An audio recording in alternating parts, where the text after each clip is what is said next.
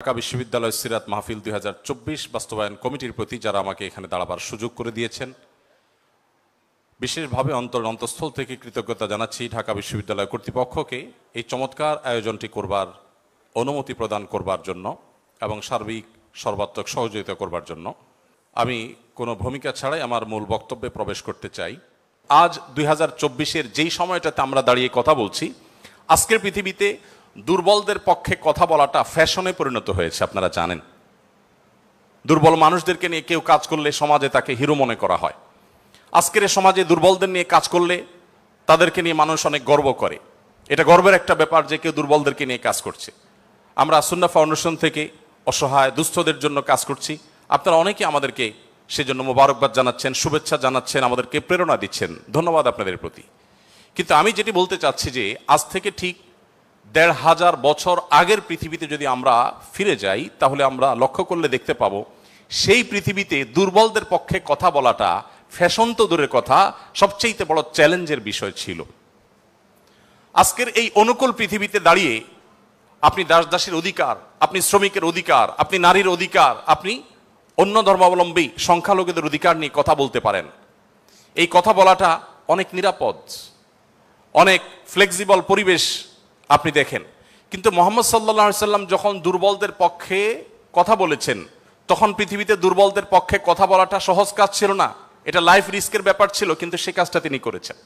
সম্মানিত উপস্থিতি, প্রিয় নবী সাল্লাল্লাহু আলাইহি সাল্লাম তিনি দুর্বলদের পক্ষে যে কথা বলেছেন, সেটা আজ আমরা অনেকে যে দুর্বলদের পক্ষে কথা বলি নানা পার্থিব উদ্দেশ্যে, তার সেই দুর্বলদের পক্ষাবলম্বনটা পার্থিব কোনো উদ্দেশ্যে ছিল না। আমরা অনেকে আজ দুর্বলদের পক্ষে কথা বলি কোনো সংস্থার কোনো প্রজেক্ট পাওয়ার জন্য। আমরা অনেকে দুর্বলদের পক্ষে কথা বলি কোনো প্রজেক্ট পেয়েছি সেই টাকা হালাল করবার জন্য। আমরা অনেকে দুর্বলদের পক্ষে কথা বলি সোশ্যাল মিডিয়াতে প্রচুর লাইক কমেন্ট পাওয়া যাবে সেজন্য। আমরা অনেকে দুর্বলদের পক্ষে কথা বলি এর পেছনে আমাদের পার্থিব কোনো স্বার্থ আছে সেই কারণে। মুহাম্মদ সাল্লাল্লাহু আলাইহি সাল্লাম সেই ব্যক্তি ছিলেন যিনি দুর্বলদের পক্ষে কথা বলেছেন প্রচন্ড প্রতিকূল পরিবেশে। তার সেই কথার বিপরীতে তাকে থ্যাঙ্কস বলার মতো পৃথিবীতে কোনো মানুষ ছিল না তখন। মুহাম্মদ সাল্লাল্লাহু আলাইহি সাল্লাম দুর্বলদের পক্ষে কি বলেছেন এটা নিয়ে ঘন্টাকে ঘন্টা কথা বললেও, কি করেছেন তাদের জন্য ঘন্টাকে ঘন্টা আলোচনা করলেও শেষ হবে না। কিন্তু সময় খুবই সংক্ষিপ্ত, আমি এই জন্য মোটা দাগে মূল কথাগুলোতে চলে যেতে চাই। সর্বপ্রথম যেটি বলতে চাই, প্রিয় নবী সাল্লাল্লাহু আলাইহি সাল্লামের আবু দাউদ, তিরমিজি এবং নাসাই বর্ণিত এক হাদিস থেকে আমরা জানতে পারি, তিনি বলেছেন, তোমরা তোমাদের যে সমস্ত দুর্বল মানুষেরা আছে সেই সমস্ত দুর্বল মানুষদের ব্যাপারে আমার কাছে তালাশ করবে, খোঁজ খবর নিবে, তাদের জন্য কোনো কিছুর প্রয়োজন হলে আমাকে বলবে। কেন? কারণ তোমরা জানো যে তোমাদের আল্লাহ তাআলার তরফ থেকে যে রিজিক প্রাপ্ত হও, ফাইন্নামা তুরজাকুন ওয়া তুনসারুনা বিদুআফাইকুম, তোমাদের যারা দুর্বল আছেন সে দুর্বল এবং অসহায় মানুষগুলোর উসিলায়, তাদের কারণে আল্লাহ তাআলা তোমাদেরকে যুদ্ধ বিগ্রহে শত্রুর বিপক্ষে জয় দিয়ে থাকেন, সেগুলো তাদের কারণে দেন। আবার একইভাবে তোমাদের যে রিজিক আল্লাহ তাআলা দিয়ে থাকেন, এই রিজিকটা তোমাদের মধ্যে থাকা যে দুর্বল মানুষগুলো আছে তাদের কারণে আল্লাহ তাআলা দিয়ে থাকেন। সম্মানিত উপস্থিতি, এই হাদিসের মাধ্যমে নবী সাল্লাল্লাহু আলাইহি সাল্লাম বোঝাতে চেয়েছেন তার আশেপাশে দুর্বল মানুষেরাই বেশি থাকে। আপনারা জানেন বেলাল, আম্মার, সোহেব, আরো যে সমস্ত সাহাবী ছিলেন, সালমান ফারসি রাদিয়াল্লাহু তাআলা আনহু সহ, এই সমস্ত অসহায় মানুষগুলো একাধারে বহিরাগত, বাহির থেকে আসা। আরবের মানুষরা বাহিরের মানুষদেরকে মানুষ মনে করতে কুণ্ঠাবোধ করে অনেকে, বা বেশিরভাগ। সেই সময়ের বাস্তবতা ছিল অনেকটা সেরকম। নবী করিম সাল্লাল্লাহু আলাইহি সাল্লাম সেই পরিস্থিতিতে বাহির থেকে আসা সালমান ফারসি শুধু তার পরামর্শে গোটা মদিনার চতুর্পাশে পরীক্ষা খনন করা সেই কষ্টসাধ্য কাজ শুরু করে দিয়েছিলেন।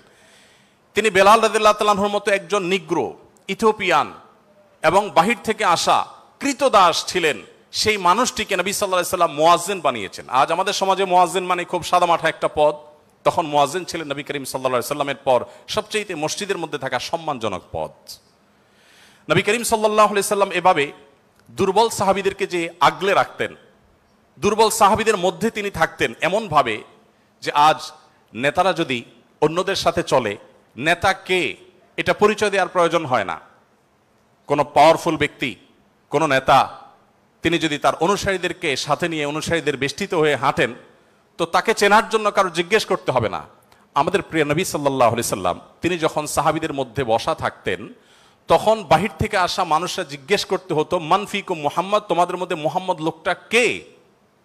আপনি চিন্তা করুন, তার বসার মোড়টা এমন ছিল যে অন্য 10 জন সাধারণ সাহাবীর মধ্যে তিনি নিজেকে মিশিয়ে ফেলতেন।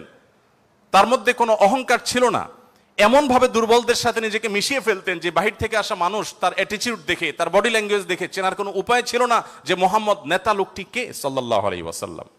সম্মানিত উপস্থিতি, ঠিক একইভাবে আমরা জানি নবী করিম সাল্লাল্লাহু আলাইহি ওয়াসাল্লাম কারা জান্নাতবাসী, জান্নাতি লোকদের মার্কা কি, সেটা বলতে গিয়ে বলেছেন যে আলা আখবিরুকুম বিআহলিল জান্নাহ, তোমাদেরকে কি আমি বলে দিব না যে তোমাদের মধ্যে বিচরণকারী মানুষদের মধ্যে কারা কারা জান্নাতি, জান্নাতি হিসাবে তোমরা কাদেরকে সুধারণা করতে পারো, তাদের আলামত কি, যে আলামত দেখে তুমি অনুমান করবে, আন্দাজ করবে লোকটা জান্নাতি। নবী করিম সাল্লাল্লাহু আলাইহি ওয়াসাল্লামের পর নিজে জবাব দিয়ে বলেছেন কুল্লু দাঈফিন মুতাদাঈফ, যে সমস্ত মানুষগুলো দুর্বল, বিনয়ী, নিরীহ, এই মানুষগুলো জান্নাতি। অর্থাৎ যদি তাদের ঈমান অন্য সব বিষয়গুলো ঠিকঠাক থাকে, পাশাপাশি তিনি যদি নিরীহ গোছের হন, বিনয়ী হন, বিনম্র হন, তিনি যদি খুব বেশি অহংকারী, অনেক বেশি রূঢ় স্বভাবের না হন, তাহলে এই মানুষগুলো জান্নাতি হওয়ার এটি একটি বড় লক্ষণ। এখানে নবী করিম সাল্লাল্লাহু আলাইহি ওয়াসাল্লাম দুর্বলতাকে জান্নাতি হওয়ার, নবী সাল্লাল্লাহু আলাইহি ওয়াসাল্লাম দুর্বলতাকে বা বিনয়কে জান্নাতি হওয়ার লক্ষণ হিসাবে উল্লেখ করেছেন। এখান থেকে বোঝা যায় দুর্বলদের অবস্থান তার কাছে কেমন ছিল। আমরা নবী সাল্লাল্লাহু আলাইহি ওয়াসাল্লামের যে দুর্বলদের প্রতি তার যে ভালোবাসা, তার যে তাদের অধিকার আদায়ের প্রচেষ্টা, তাদেরকে সমাজে তাদের যথাযথ অধিকার ফিরিয়ে দেওয়ার প্রচেষ্টা, সে সম্পর্কে যদি আমরা কয়েকটা উপমা দিতে চাই, আমরা একজন একজন করে বলতে চাই। নারীদের ব্যাপারে বলতে চাই, ইতিমধ্যে ওবায়দুল্লাহ হামজা সাহেব আলোচনা করেছেন নারীদের সম্পর্কে, কিছু কথা হয়তো রিপিট হবে, তারপর আমি সংক্ষেপে শুধুমাত্র টাচ করে যাই। আপনারা জানেন নবী সাল্লাল্লাহু আলাইহি ওয়াসাল্লাম যে সমাজে এসেছেন, সেই সমাজে নারী হিসেবে জন্মগ্রহণ করাটা এটা একটা অপরাধ ছিল। জীবন্ত কন্যাকে নিজের বাবা নিজে হাতে পুঁতে ফেলতো শুধুমাত্র কন্যা হওয়ার কারণে। আল্লাহ কোরআনে বলেছেন ওয়া ইযা বুশিরা আহাদুহুম বিল উনসা যাল্লা ওয়াজহুহু মুসওয়াদ্দান ওয়া হুয়া কাযীম, কারোর কন্যা সন্তান হয়েছে এই সংবাদটা তাকে দেয়া হলে তার মুখটা কালো হয়ে যেত। এরকম ভয়ঙ্কর এক বাস্তবতার মধ্যে নবী সাল্লাল্লাহু আলাইহি ওয়াসাল্লাম এসেছেন। আমি আবারও বলছি, আজকের সমাজে নারী অধিকার নিয়ে কথা বলা এটা অনেক সহজ। নারী অধিকার নিয়ে কথা বলা মানুষগুলোর জন্মেরও বহু বছর আগে নবী সাল্লাল্লাহু আলাইহি ওয়াসাল্লাম শুধু নারী অধিকার নিয়ে কথা বলেন নাই, জীবন্ত কবরস্থ করা হতো যেখানে কন্যা সন্তানকে, সেই জায়গা থেকে তুলে নারীকে সবচেয়ে সম্মানের সর্বোচ্চ আসনে বসিয়ে তারপর তিনি দুনিয়া থেকে গেছেন। নবী সাল্লাল্লাহু আলাইহি ওয়াসাল্লাম নারীদের জন্য কি করেছেন? কোরআনে আল্লাহ তাআলা বলেছেন ওয়াশিরুহুন্না বিল মারুফ, হে পুরুষেরা তোমরা তোমাদের স্ত্রীদের সাথে যথাযথভাবে সুন্দরতম উপায়ে তাদের সাথে বসবাস করো, তোমাদের জীবনাতিপাত করো, সংসার করো ভালোভাবে, খারাপভাবে তাদের সাথে তোমরা সংসার করবে না, সতর্ক করেছেন। কোরআনে কারিমে একটি সূরা আছে, আপনারা জানেন, সূরার নাম হলো সূরাতুন নিসা, অর্থাৎ নারীগণের সূরা। কোরআনে কিন্তু পুরুষগণের সূরা নামে কোনো সূরা নেই, সূরাতুর রিজাল নামে কোনো সূরা নেই, কিন্তু সূরাতুন নিসা নামে সূরা আছে, এবং সেটা ছোটখাটো 2-4-5 আয়াতের সূরা না, কোরআনের সবচেয়ে বড় সূরাগুলোর একটি। এবং কোরআনে শুধুমাত্র নারীদের বিধিবিধান বর্ণনা করবার জন্য সূরা তাহরিম, সূরা তালাক, অনেকগুলো সূরা আল্লাহ তাআলা নাজিল করেছেন স্পেশাল নারীদের বিধিবিধান বর্ণনা করবার জন্য। পুরুষদের জন্য আলাদা কোনো স্পেশাল বিধিবিধান, তাদের অধিকার, তাদের করণীয়, তাদের বিষয়গুলোকে আলোকপাত করবার জন্য কোনো আলাদা স্পেশাল কোনো সূরা নেই। আপনারা জানেন কোরআনে আল্লাহ রাব্বুল আলামিন নারীদের সম্পর্কে যত আলোচনা করেছেন, শুধু সেগুলোই ঘন্টায় ঘন্টা আলোচনা করলে শেষ করা যাবে না। প্রিয় নবী সাল্লাল্লাহু আলাইহি ওয়াসাল্লাম তার, আপনারা জানেন, একাধিক স্ত্রী ছিলেন। একাধিক স্ত্রী থাকলে দাম্পত্য জীবনে টুকটাক মনোমালিন্য হয়, তার ক্ষেত্রেও হয়েছে। তিনি কখনো কোনো নারীর গায়ে আঘাত করেননি, কোনো নারীকে কখনো প্রহার করেননি, তার জীবনে একটি বারের জন্য সে ঘটনা ঘটেনি। আপনারা অনেকে হয়তো শুনে থাকবেন, উহুদের যুদ্ধে প্রিয় নবী সাল্লাল্লাহু আলাইহি ওয়াসাল্লামের তরবারি একজন সাহাবীকে দেয়া হয়েছে। তিনি দূর থেকে লক্ষ্য করলেন একজন নারী খুব বিভৎস একটি দৃশ্যের অবতারণা করেছেন, তার নাম ছিল হিন্দা, আপনারা জানেন। তিনি নবী করিম সাল্লাল্লাহু আলাইহি ওয়াসাল্লামের প্রিয় চাচার লাশ কেটে কলিজা বের করে চাবাচ্ছেন। এরকম নির্মম এবং পাশবিক অত্যন্ত ভয়ঙ্কর একটি চিত্র ওই সাহাবী দেখতে পেয়ে নবী সাল্লাল্লাহু আলাইহি ওয়াসাল্লামের তরবারি তার হাতে, তিনি দৌড়ে দূর থেকে আফসা আফসা দেখছেন, কাছাকাছি গেলেন। কাছাকাছি গিয়ে দেখতে পেলেন, দূর থেকে তিনি বুঝতে পারেন না যে ইনি ভদ্রলোক না ভদ্র মহিলা। খুব কাছে এসে দেখলেন যে তিনি একজন নারী।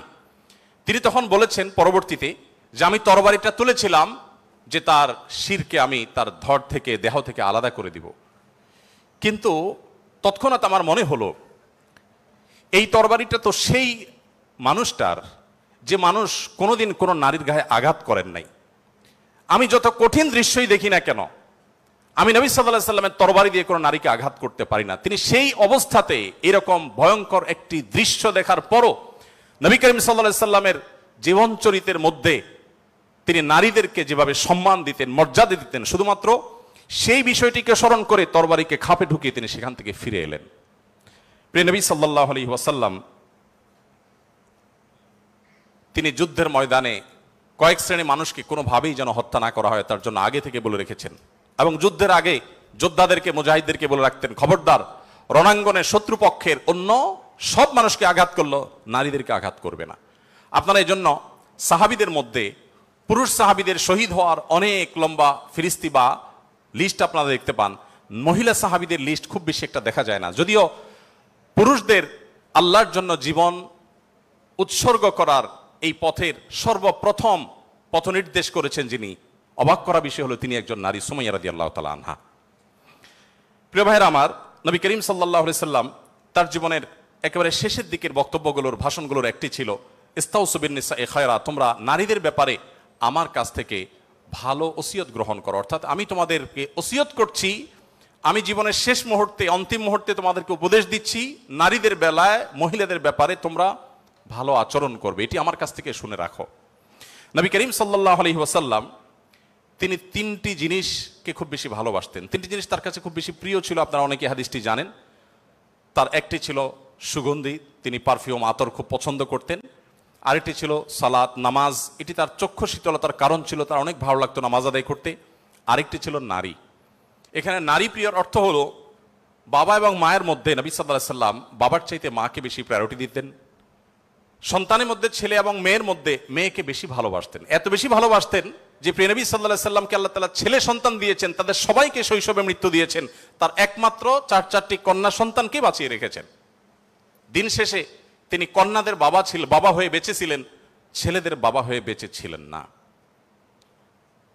ঠিক একইভাবে প্রিয় নবী সাল্লাল্লাহু আলাইহি সাল্লামের আরেকটা হাদিস সহিহ মুসলিমে বর্ণিত হয়েছে, আমরা জানি নবী সাল্লাল্লাহু আলাইহি সাল্লাম বলেছেন, কেউ যদি তার দুটি কন্যা সন্তানকে প্রাপ্তবয়স্ক হওয়া পর্যন্ত সুন্দর আচরণ করে, যথাযথভাবে লালন পালন করে, কোনো প্রকার বৈষম্য না করে, অবিচার না করে, তাদের প্রতি সদাচরণ করে, তো কিয়ামতের ময়দানে নবী সাল্লাল্লাহু আলাইহি সাল্লাম বলেছেন সেই লোক শুধু জান্নাতে যাবে না, কিয়ামতের দিন আল্লাহ নবী সাল্লাল্লাহু আলাইহি সাল্লাম বলেছেন আনা ওয়া হুয়া কাহাতাইন, সে এই দুটি আঙ্গুল যেরকম পাশাপাশি অবস্থান করছে জান্নাতে আমার ঠিক কাছাকাছি এইভাবে অবস্থান করবে, দুটি কন্যা সন্তানকে যথাযথভাবে পালন করবার কারণে। আমি জানি না আপনারা নিশ্চয় অনেকে অনেক হাদিস পড়ে থাকবেন, আপনারা এমন কোন হাদিস পেয়েছেন কিনা যে 1 ডজন ছেলে সন্তান লালন পালন করলে এইরকম কোন ফজিলত এর কথা কোথাও বলা হয়েছে? আপনারা দেখেছেন এরকম কোন হাদিস? আমি অন্তত পাই নাই যে 1 ডজন ছেলে লালন পালন করেছে কোনো মা বাবা, তার বিনিময়ে তাদেরকে নবী সাল্লাল্লাহু আলাইহি সাল্লাম বলেছে যে 12টা যেহেতু করেছে, 2টা মেয়ের বিপরীতে 12টা ছেলে করেছে, একটা পুরস্কার হোক না, এরকম কোন পুরস্কারের কথা আমার জানা নেই। এরপরে যখন এক শ্রেণী মানুষ বলে যে ইসলাম নারীদেরকে ঠকিয়েছে, তখন তাদের ব্যাপারে কি বলা যায় সেটা আপনারা ঠিক করবেন। সম্মানিত উপস্থিতি, নবী করিম সাল্লাল্লাহু আলাইহি ওয়াসাল্লাম বলেছেন, কোনো বাবা, কোনো অভিভাবক, কোনো প্যারেন্টস, কোনো মা যদি কোনো কন্যার কারণে কন্যা দায়গ্রস্ত হয়ে পড়েন, সমাজের মানুষের কুসংস্কারের কারণে যদি তার মুখটা ছোট হয়ে যায়, কোনো কারণে তিনি যদি কোণঠা সময় পরিস্থিতির মধ্যে পড়ে যান, এরপরও তিনি যদি সেই মেয়েদেরকে লালন পালন করার ক্ষেত্রে কোনো কার্পণ্য না করেন, সমাজের বিরুদ্ধে দাঁড়িয়ে বুক টান টান করে যদি তার কন্যাদেরকে তিনি ভালোবাসা দেন, সদাচরণ করেন, তাদের অধিকার যথাযথভাবে দিয়ে দেন,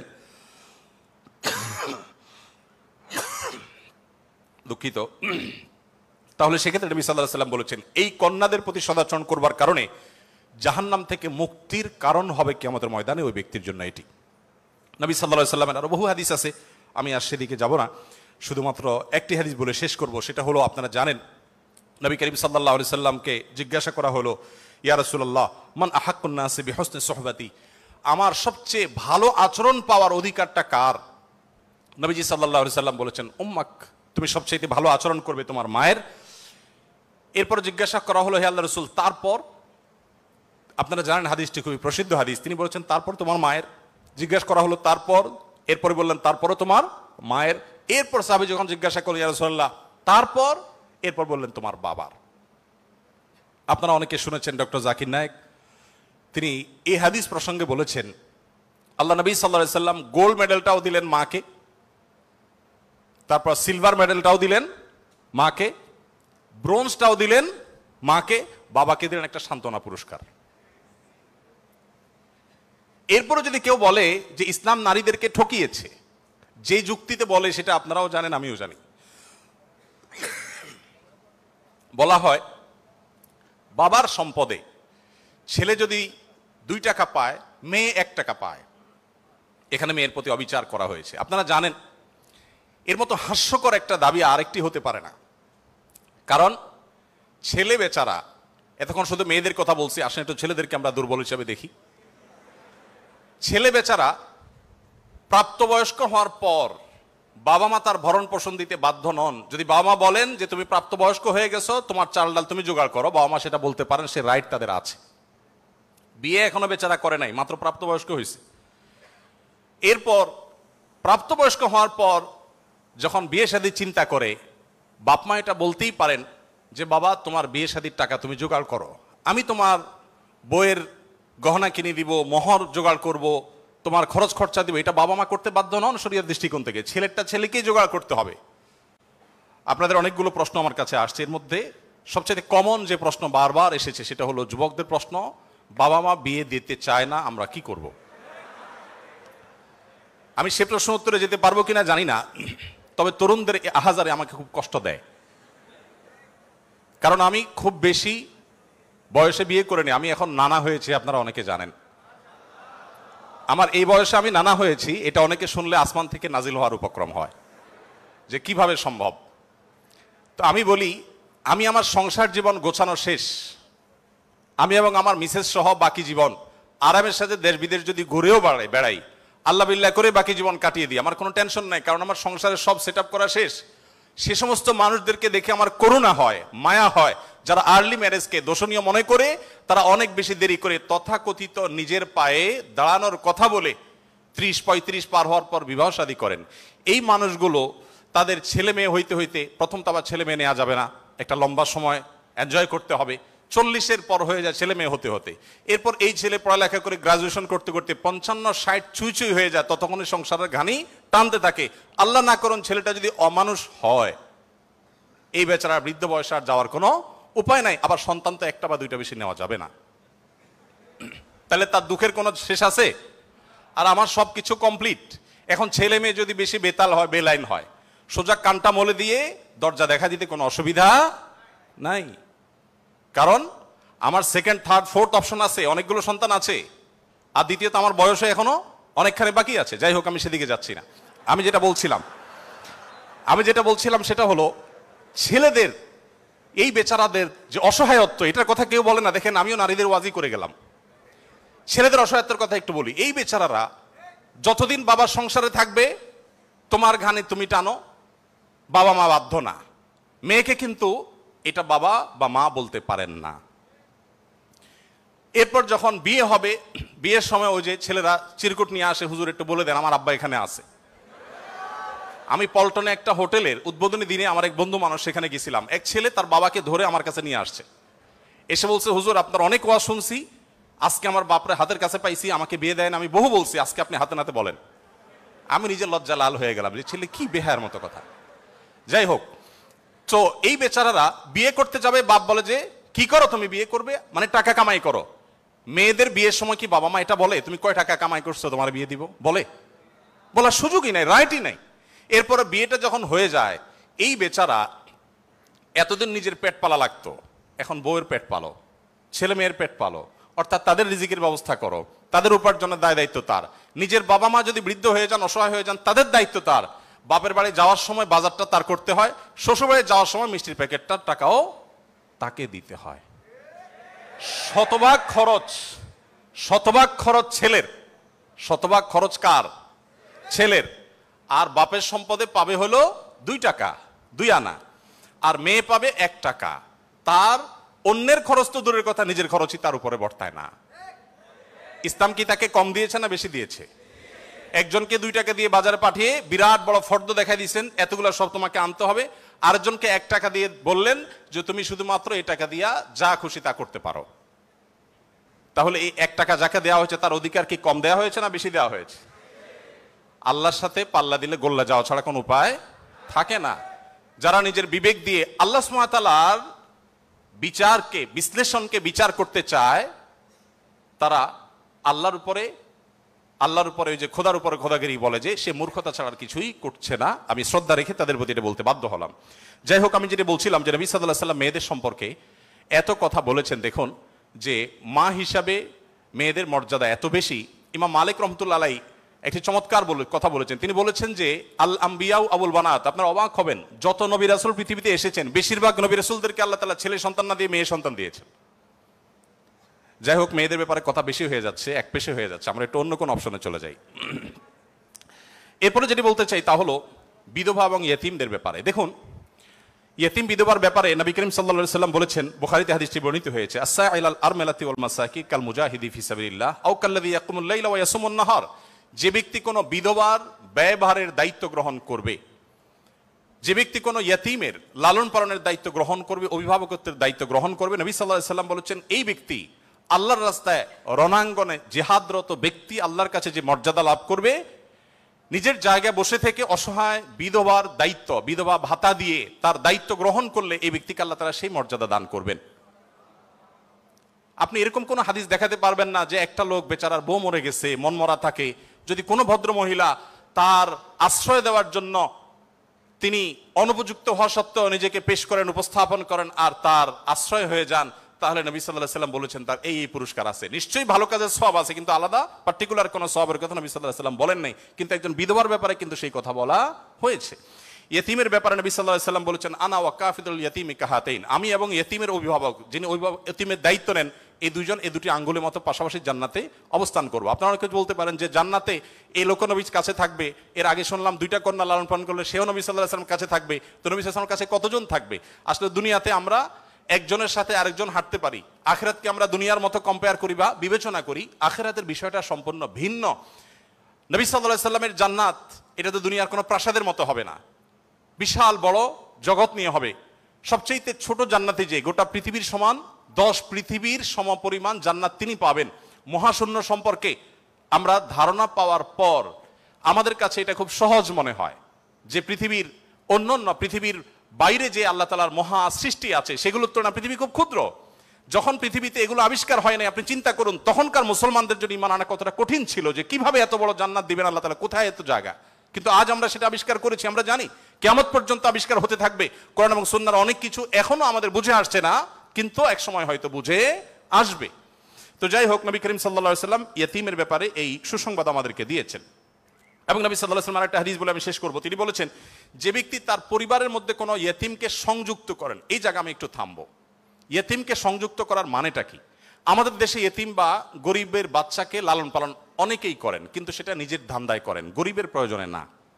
কিভাবে সেটা? কারোর সন্তান হচ্ছে না, তখন তিনি একটু বাবা ডাক শুনতে চান, মা ডাক শুনতে চান, তো এই জায়গা থেকে তিনি একটা বাচ্চাকে নিয়ে আসেন, অসহায় মানুষের, কারোর কোনো বাচ্চার বাবা মারা গেছেন, মা মারা গেছেন, তাকে নিয়ে আসেন, সেই বাচ্চাটাকে এনে লালন পালন করেন এবং মনে করেন আমি অনেক সওয়াবের কাজ করছি। আপনি অবশ্যই সওয়াবের কাজ করছেন না যদি আপনার উদ্দেশ্য হয় আপনার যে মা ডাক শোনা, বাবা ডাক শোনা সেটা, আর যদি আপনার উদ্দেশ্য হয় যে না আমি তাকে লালন পালন করতে চাই, সে তার মায়ের কাছেই থাকুক, আমি তার ভরণ পোষণ দিব, তার পড়াশোনার খরচ চালাবো, তার অভিভাবকত্ব করব, তাকে আশ্রয় দিব, তাহলে আপনি এই হাদিসের সুসংবাদ পাবেন ইনশাআল্লাহ তাআলা। আপনি যদি নিজে পার্থিব কোনো স্বার্থে তাকে লালন পালন করেন তাহলে এই হাদিসের মর্যাদা আপনি লাভ করবেন না। নবী করিম সাল্লাল্লাহু আলাইহি ওয়াসাল্লাম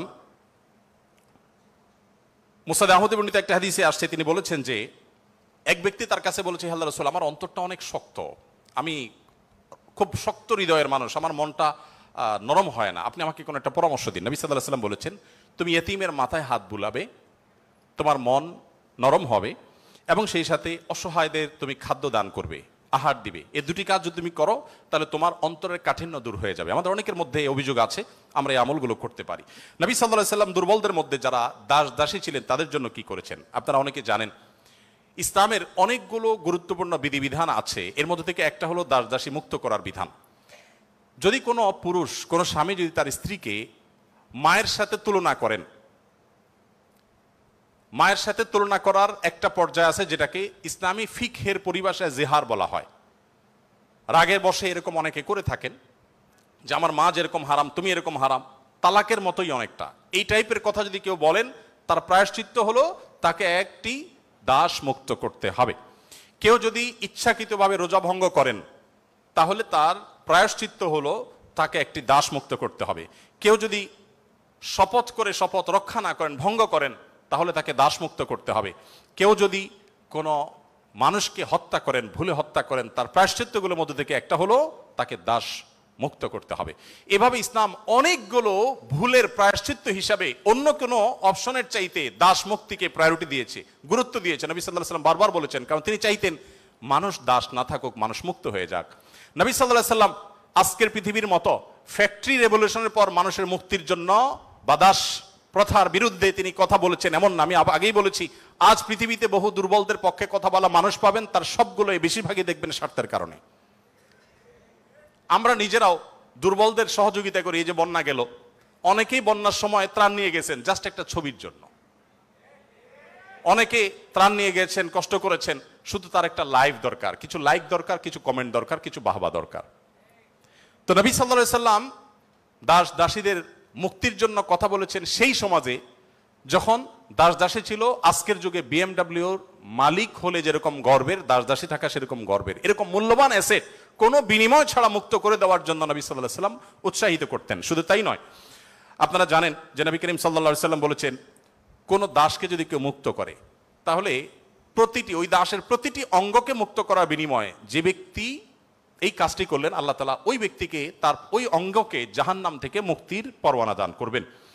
নবী সাল্লাল্লাহু আলাইহি সাল্লাম আরেকটি হাদিস আছে, তিনি বলেছেন জীবনের শেষ কথা। নবী সাল্লাল্লাহু আলাইহি সাল্লামের জীবনের শেষ কথা কি আমরা জানি, অনেকে জানি, আসসালাতু আসসালাত ওয়া মা মালাকাত আইমানুকুম। অর্থাৎ নবী করিম সাল্লাল্লাহু আলাইহি সাল্লামের জীবনের শেষ কথা ছিল, তোমরা নামাজের ব্যাপারে দায়িত্বশীল থাকবে, নামাজের ব্যাপারে দায়িত্বশীল থাকবে এবং তোমাদের দাস দাসীদের ব্যাপারে দায়িত্বশীল আচরণ করবে। এটা ছিল তার জীবনের শেষ কথা। একটা মানুষের কাছে দাস দাসীদের অধিকার কত গুরুত্বপূর্ণ হলে, অধীনস্থ মানুষগুলোর অধিকার কত গুরুত্বপূর্ণ হলে জীবনের শেষ কথা এটা বলে চলে যান যে তোমরা তাদের ব্যাপারে খবরদার, সদাচরণ করবে, তাদের প্রতি কোনো জুলুম অবিচার করবে না। আপনারা অনেকে আবু মাসউদ আনসারী রাদিয়াল্লাহু তাআলা আনহুর নাম শুনেছেন।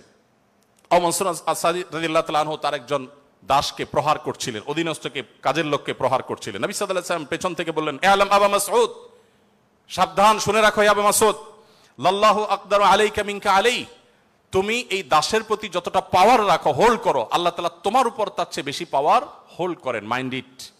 এই কথা শোনার পর আবু মাসউদ আনসারী রাদিয়াল্লাহু তাআলা আনহু সেই দাসকে মুক্ত করলেন। বলে, ইয়া রাসূলুল্লাহ, আমি তাকে মুক্ত করে দিলেন। তখন নবী সাল্লাল্লাহু আলাইহি ওয়াসাল্লাম বলেছেন, যদি তুমি আজ তাকে মুক্ত না করতে, জাহান্নাম তোমাকে স্পর্শ করতো। আব্দুল্লাহ ইবনে ওমর রাদিয়াল্লাহু তাআলা আনহু বলেছেন, আমি নবী করিম সাল্লাল্লাহু আলাইহি ওয়াসাল্লামকে বলতে শুনেছি, যে ব্যক্তি কোনো দাসের প্রতি জুলুম করবে, তাকে অন্যায়ভাবে প্রহার করবে, তার কাজের লোককে, অধীনস্থ লোককে, তার প্রায়শ্চিত্ত হলো সে অধীনস্থ লোকটাকে সে মুক্ত করে দিতে হবে, দাস মুক্ত করে দিতে হবে, যেটা সহজ কোনো ব্যাপার ছিল না তখন। বুখারীর একটি বিশ্ববিখ্যাত হাদিস, স্বর্ণের অক্ষরে যেটা টানিয়ে রাখা দরকার আমাদের বাসা বাড়িতে। নবী সাল্লাল্লাহু আলাইহি ওয়াসাল্লাম বলেছেন, ইখওয়ানুকুম খাওয়ালুকুম, তোমাদের ভাই ব্রাদার যারা, তারাই তোমাদের অধীনস্থ কাজের মানুষ।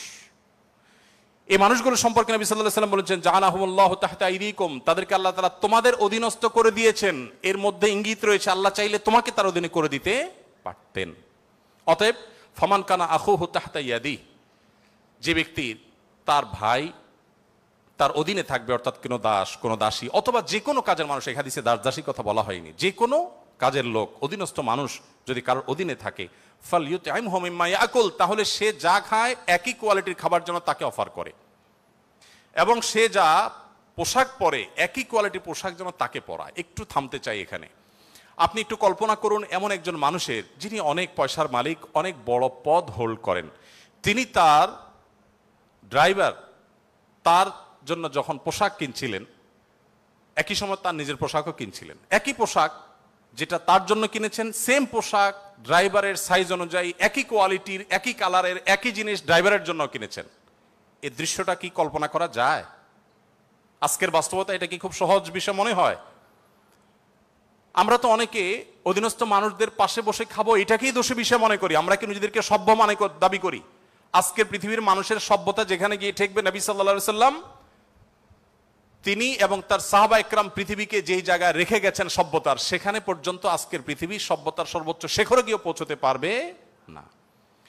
নবী করিম সাল্লাল্লাহু আলাইহি ওয়াসাল্লাম তিনি, তাকে একবার জিজ্ঞাসা করা হলো যে, হে আল্লাহ রাসূল, আমাদের যে কাজের লোক আছে, খাদেম আছে, এই লোকগুলোর যত ভুল করে কয়বার মাফ করা যায় আপনি একটু বলেন? মানে এটা সীমা আছে তো, কতবার মাফ করা যায়? নবী করিম সাল্লাল্লাহু আলাইহি ওয়াসাল্লাম চুপ থাকলেন। লোকটা আবার একই কথা বললেন, নবী সাল্লাল্লাহু আলাইহি ওয়াসাল্লাম চুপ থাকলেন। তিনি আবার যখন বললেন, নবী করিম সাল্লাল্লাহু আলাইহি ওয়াসাল্লাম বলেছেন, দিনে 70 বার মাফ করবা। কতবার?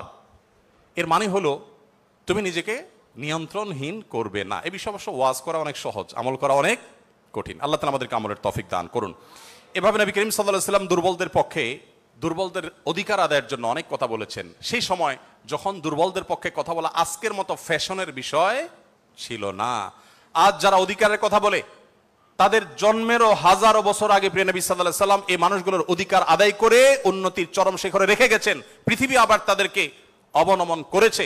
আজ সেজন্য আমাদেরকে কথা বলতে হচ্ছে।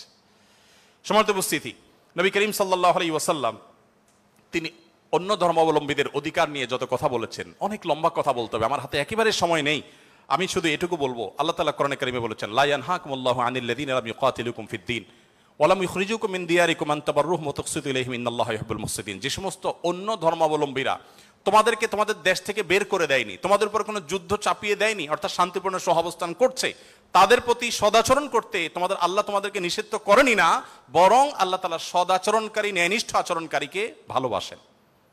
তার মানে সংখ্যালঘুদের প্রতি, অন্য ধর্মাবলম্বীদের প্রতি কোনো মুসলিম যদি সদাচরণ করে, এই লোক আল্লাহর ভালোবাসা পাবে। বাংলাদেশে মানুষ ধর্মপ্রাণ, এদেশে ওলামা একরাম দায়িত্বশীল। এজন্য আমি প্রায় বলি, আমাদের আশেপাশে অন্য যে কোনো দেশের সংখ্যালঘুদের চাইতে আমাদের দেশের সংখ্যালঘুরা আলহামদুলিল্লাহ অনেক ভালো আছে। সেজন্য আমরা অনেক হ্যাপি এবং সুখী। আমরা চাই তারা আরো ভালো থাকুক। আমাদের আশেপাশে বিভিন্ন দেশে বহু ধর্মীয় দাঙ্গা হয়েছে, শত শত মানুষ মারা গেছে। বাংলাদেশের আজও পর্যন্ত কখনোই ধর্মীয় দাঙ্গায় শত শত মানুষ তো দূরের কথা, ডজন ডজন মানুষ মারা গেছে, এমন কোনো ঘটনা কখনো শোনা। সংখ্যালঘুদের নির্যাতনের যে সমস্ত বিচ্ছিন্ন ঘটনা ঘটে, এটা আমরাও জানি, আমাদের সংখ্যালঘু ভাই বোনেরাও জানেন। এটা দিন শেষে রাজনৈতিক ফায়দা হাসিলের নীল নকশা ছাড়া আর কিছুই নয়। বাংলাদেশের সবচেয়ে বড় ধর্মীয় শিক্ষা প্রতিষ্ঠান হাটহাজারী মাদ্রাসার ঠিক কোল ঘেঁষে একটা মন্দির, আমি সেই মাদ্রাসার ছাত্র। এত প্রাচীন এই মন্দির এবং মাদ্রাসাও প্রাচীন, শতবর্ষী মাদ্রাসা এবং প্রাচীন মন্দির। কেউ বলতে পারবে না যে মাদ্রাসার হাজার হাজার ছাত্রের কেউ কোনোদিন একটা ঢিল সেই মন্দিরে নিক্ষেপ করেছেন অথবা মন্দির থেকে পাল্টা এরকম কিছু হয়েছে, কেউ বলতে পারবে না। বাংলাদেশের মানুষের সাম্প্রদায়িক সম্প্রীতির যে উদ্যম দৃষ্টান্ত, পৃথিবীর অনেক উন্নত দেশেও সে দৃষ্টান্ত নাই। এটা আমরা কোত্থেকে পেয়েছি? ইসলাম থেকে পেয়েছি। আমাদের সংখ্যালঘু ভাই বোনদের প্রতি সদাচরণ করতে আমাদের ইসলাম বলে, ভালো মুসলিম হওয়ার প্রয়োজনে আমাদের এটা করতে হচ্ছে। অথবা আমরা যত বেশি ভালো মুসলিম হতে পারবো, আমাদের সংখ্যালঘু ভাই বোনরাও তত নিরাপদে থাকবেন। নবী সাল্লাল্লাহু আলাইহি ওয়াসাল্লাম বলেছেন, যেই ব্যক্তি কোনো অমুসলিম, যিনি মুসলিম ভূখণ্ডে বসবাস করার পারমিশন নিয়ে আসছেন, ধরুন বাইরে থেকে ভিসা নিয়ে এসছেন, অনুমোদিত তার বসবাসটা, এরকম কোন অন্য ধর্মাবলম্বীকে যদি কোনো মুসলমান হত্যা করে, এই মুসলমান এই হত্যার কারণে জান্নাত তো দূরের কথা, জান্নাতের ঘ্রাণও সে পাবে না। মানুষটা কিন্তু অন্য ধর্মাবলম্বী। নবী সাল্লাল্লাহু আলাইহি ওয়াসাল্লাম একটা ইহুদির লাশ নিয়ে যাওয়া হচ্ছিল, তিনি সম্মান প্রদর্শন করলেন। সাহাবীরা বললেন, ইয়া রাসূলুল্লাহ, ইহুদির লাশ আপনি সম্মান প্রদর্শন করছেন? নবী সাল্লাল্লাহু আলাইহি ওয়াসাল্লাম বলেছেন, আলাইসাত নাফসা, সে কি মানুষ না? লোকটা ইহুদি হতে পারে কিন্তু তিনি মানুষ না। আব্দুল্লাহ ইবনে ওমর রাদিয়াল্লাহু তাআলা আনহু বাসায় ছাগল জবে হয়েছে, তিনি বাহির থেকে এসে জিজ্ঞাসা করলেন, আহাদাইতুম লিজারনাল ইয়াহুদি, আমাদের ইহুদি প্রতিবেশী বাসায় গোশত পাঠিয়েছো? বাসার লোকজন বলল, না তো। তখন তিনি বললেন, আল্লাহ রাসূল সাল্লাল্লাহু আলাইহি ওয়াসাল্লাম প্রতিবেশীর অধিকার নিয়ে এত কথা বলেছেন যে নিজের সম্পদে তাদের হিস্সা আল্লাহ তাআলা নির্ধারণ করে দেওয়ার উপক্রম হয়েছিল, আর তোমরা কেন প্রতিবেশী বাসায় খাবার পাঠাওনি? আমাদেরকে আরো ডেভেলপ করতে হবে। আমাদের আশেপাশে কোনো হিন্দু বসবাস করেন, আপনার পাশে ফ্ল্যাটে, পাশের বাড়িতে, আপনি কয়দিন তার বাসায় খাবার পাঠিয়েছেন, গিফট পাঠিয়েছেন? অথচ ইসলাম কিন্তু সেই নির্দেশ আমাদেরকে করে। যাই হোক, নবী করিম সাল্লাল্লাহু আলাইহি ওয়াসাল্লাম চতুষ্পদ জন্তু, পশু পাখির প্রতি তার যে দয়া ছিল, তারা দুর্বল, তারা অসহায়, তাদের পক্ষে নবী সাল্লাল্লাহু আলাইহি ওয়াসাল্লামের যে অবস্থান ছিল, একবার আপনারা জানেন বিখ্যাত হাদিস, নবী সাল্লাল্লাহু আলাইহি ওয়াসাল্লাম বলেছেন যে অনেক আগের একটি ঘটনা, এক লোক তিনি যাচ্ছিলেন কোথাও পানি পান করার জন্য, কোন একটা কুয়াতে তিনি নেমেছেন, উঠে দেখতে পেলেন একটি কুকুর পিপাসায় সেরকম উসফুস করছে। তখন তিনি তার পোশাক খুলে পানিতে চুবিয়ে, সে পানির চিবিয়ে ওই কুকুরকে খাওয়ালেন। এই হাদিসটি দুই রকম আছে, একজন পুরুষের ক্ষেত্রে আছে, তিনি তার পায়ের মোজা খুলেছেন, একজন নারীর কথা আছে, তিনি তার ওড়না খুলে এই কাজটি করেছেন। ওই নারী ব্যভিচারিণী হওয়া সত্ত্বেও আল্লাহ তাআলা একটি প্রাণীর প্রতি এই ভালোবাসা, এই সম্প্রীতি দেখাবার জন্য তাকে মাফ এবং নাজাত দিয়ে দিয়েছেন। নবী সাল্লাল্লাহু আলাইহি ওয়াসাল্লাম বলেছেন যে এর বিপরীতে একজন নারী, আপনারা সেটাও শুনেছেন অনেকে, যে একটি ইবাদত গুজার একজন নারী একটি বিড়ালকে বেঁধে রেখেছিলেন এবং সে বিড়ালকে বেঁধে রাখতে রাখতে এক পর্যায়ে না খেয়ে বিড়ালটি মারা গেছে, তাকে খাদ্য দেননি।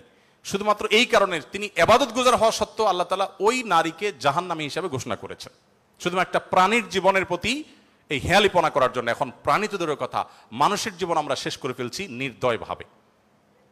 নবী করিম সাল্লাল্লাহু আলাইহি সাল্লামের আরো হাদিস আমরা জানি, একটা পাখির দুটি বাচ্চাকে কেউ একজন ধরে নিয়ে গেলেন। নবী আলাইহিস সালাম যখন দেখলেন এই কাজটি কেউ করেছে, তখন বললেন যে কে কাজটি করেছো? তখন নবী করিম সাল্লাল্লাহু আলাইহি সাল্লাম তাকে ডেকে বললেন, যাও, এই যে পাখি, মা পাখিটা সে ছটপট করছে আমি দেখতে পাচ্ছি, এই বাচ্চাগুলোকে সেখানে রেখে আসো, এটা তোমার জন্য জায়েজ নাই, মা পাখির বাচ্চাগুলোকে তুমি ছিনিয়ে আনবে জাস্ট তোমার বিনোদনের জন্য। তখন নবী করিম সাল্লাল্লাহু আলাইহি সাল্লাম ওই নির্দেশ সাহাবীকে করেছেন এবং ভৎসনা করেছেন এই কাজটি করবার জন্য। এর বিপরীতে আরেকটা ঘটনা আমরা জানি, এর পাশাপাশি আরেকটা ঘটনা আমরা জানি, নবী সাল্লাল্লাহু আলাইহি সাল্লাম এক ব্যক্তিকে দেখলেন তিনি পিপিলিকার উপদ্রব থেকে বাঁচার জন্য আগুন দিয়ে পোড়াচ্ছেন। তিনি বলেছেন, খবরদার, লা ইউআযযিবু বিন-নার ইল্লা রাব্বুন নার, আগুন দিয়ে পুড়িয়ে নির্মম ভাবে তুমি এটাকে হত্যা করতে পারো না। যদি হত্যা করতেই হয় তাহলে তুমি এমনি পিষে মেরে ফেলো, অন্য কোনো ভাবে মেরে ফেলো, নির্মম ভাবে তুমি মারতে পারো না। আমাদের অনেককে দেখবেন যে ওই যে এক ধরনের আঠা পাওয়া যায় ইঁদুর মারার, সে আঠা দিয়ে ইঁদুর মারার চেষ্টা করেন, নির্মম ভাবে মৃত্যু, হত্যা করা বা নিধন করা, এটা জায়েজ নাই। সে আপনাকে উপদ্রব করে, আপনি হত্যা করতে পারেন, কিন্তু নির্মম ভাবে হত্যা করবার বা হত্যাকে আপনি এনজয় করবেন এই অধিকার আপনাকে ইসলাম দেয়নি। নবী করিম সাল্লাল্লাহু আলাইহি ওয়াসাল্লাম তার সাহাবী আব্দুল ইবনে সাঈদ ইবনে জুবায়ের বলেছেন যে সাহাবী আব্দুল ইবনে ওমর রাদিয়াল্লাহু তাআলা আনহু একবার যাচ্ছিলেন, দেখলেন যে কুরাইশের কিছু যুবক কিছু পাখিকে বেঁধে রেখে তীর নিক্ষেপ করছিলেন হাত সই করার জন্য, এবং ওই পাখিগুলোর যে মালিক তাকে বলেছেন যেটা লাগবে না মিস হবে, ওই তীরটা তোমার, বিনিময়ে তুমি তীর পেয়ে যাবে, আর লাগলে তো পাখি মারা যাবে। এটা জাস্ট মজা করছিল তারা। দেখেন আল্লাহ নবী সাল্লাল্লাহু আলাইহি ওয়াসাল্লামের সাহাবী আব্দুল ইবনে ওমর যখন এসেছেন, জাস্ট তাকে দেখেছে, দেখার সাথে সাথে দৌড়ে পালিয়ে গেছে তারা, ওই যুবকরা, কারণ জানেন যে নবী সাল্লাল্লাহু আলাইহি ওয়াসাল্লামের সাহাবী কোনো প্রাণীর প্রতি নির্মমতাকে সহ্য করবেন না, চলে গেছে তারা।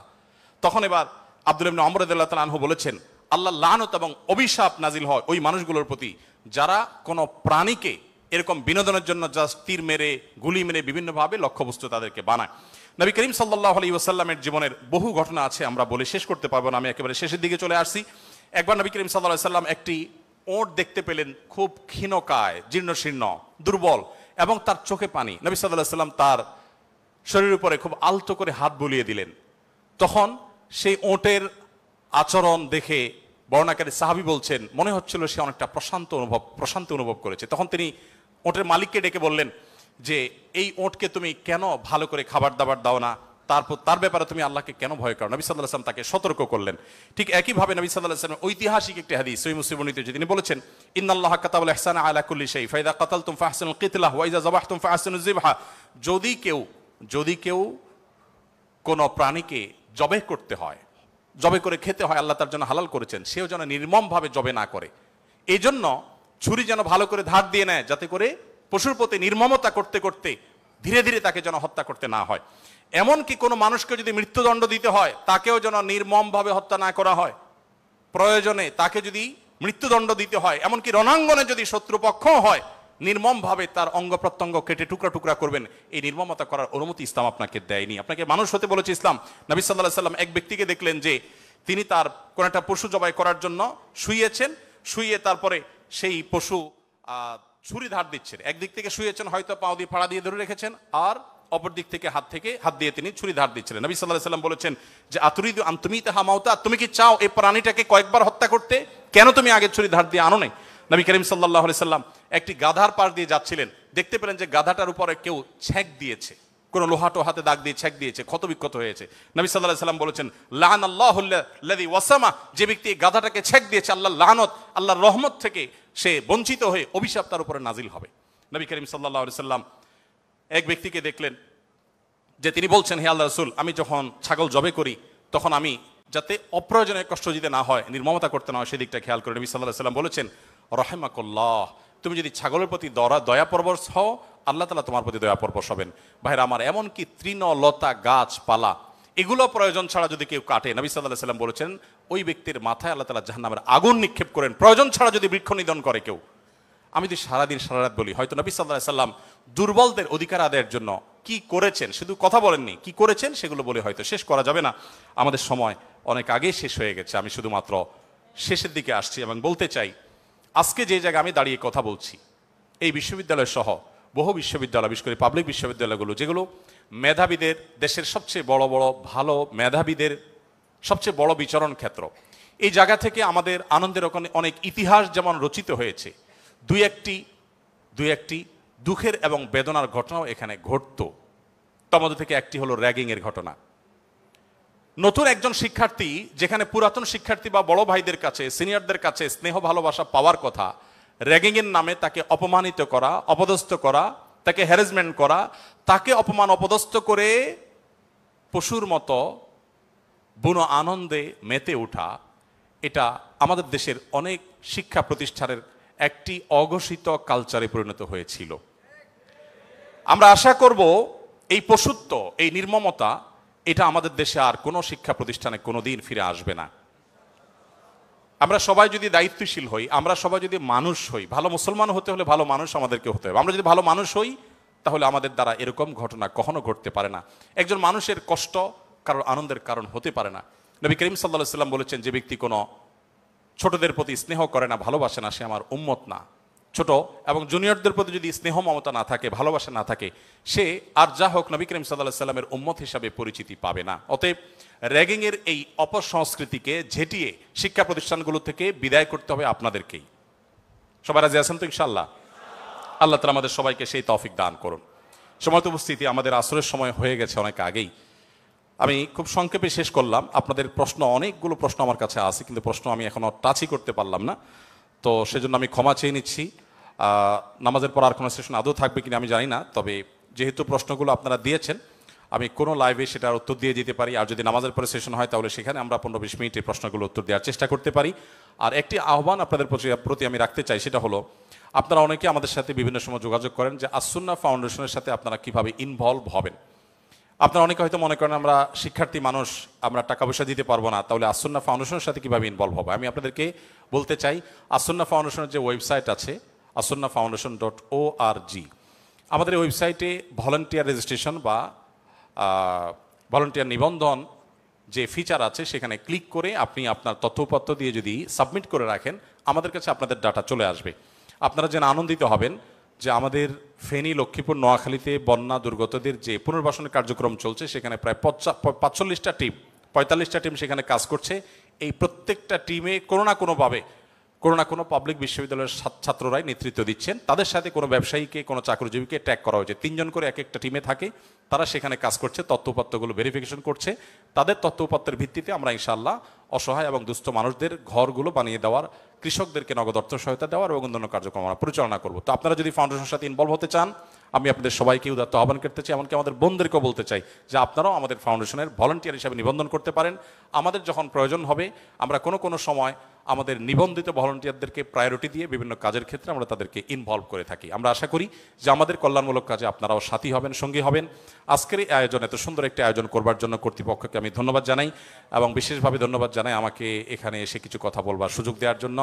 আমার কথার মধ্যে যদি সঠিক কিছু বলে থাকি আল্লাহর তরফ থেকে, ভুল কিছু বলে থাকলে সেটি আমার তরফ থেকে, শয়তানের তরফ থেকে। আল্লাহ তাআলা আমাদের সবাইকে নবী করিম সাল্লাল্লাহু আলাইহি ওয়াসাল্লামের রঙে রঙিন হওয়ার তৌফিক দান করুন, তার আদর্শবান হওয়ার তৌফিক দান করুন। জাযাকুমুল্লাহ খাইরা। আসসালামু আলাইকুম ওয়া রাহমাতুল্লাহি ওয়া বারাকাতুহু।